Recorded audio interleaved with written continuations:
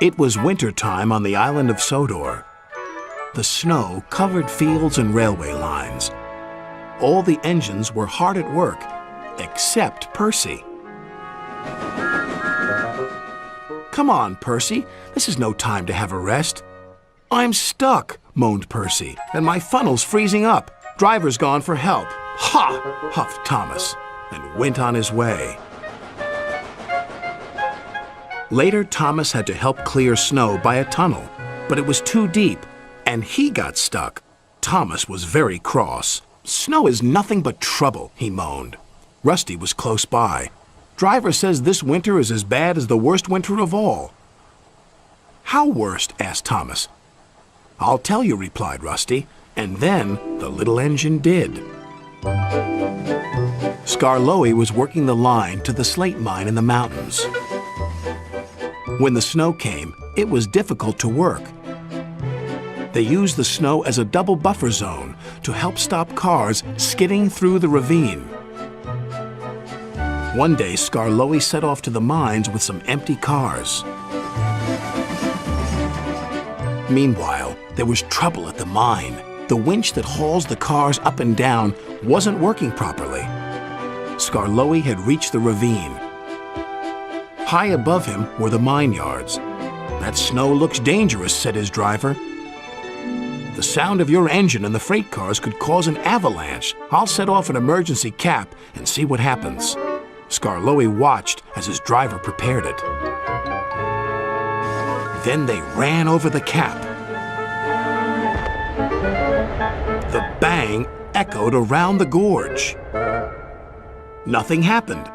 "Good," said his driver. "All's well. We'll have a cup of cocoa and then make our way."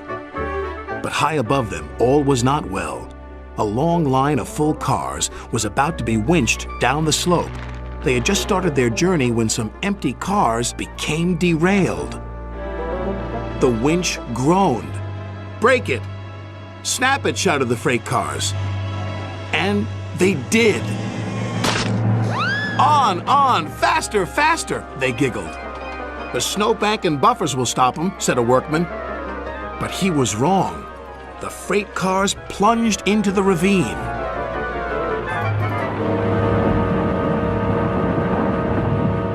Skarloey and his driver heard the noise and looked up. "Avalanche!" they cried.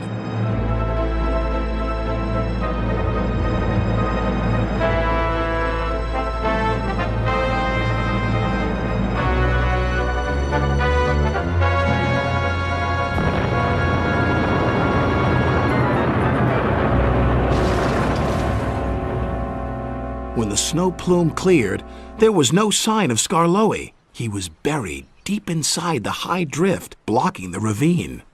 And then came the funny part. "What's the funny part about an avalanche?" asked Thomas. "Well..." No one knew that the heat from Skarloey's engine had helped to make an igloo. "It's a snowball. It's a snow house. It's an engine!" They cleared away the ice, only to find Skarloey's driver and fireman drinking cocoa as if nothing had happened. "Lucky for him, but it just goes to show you can't trust freight cars," said Thomas. "Or snow," said Rusty. The men had just cleared the snow away from him when Gordon puffed by with his machine. "Hey, look out! There's snow about!" He stopped by the tunnel and wheezed loudly. Then it happened. Oh no.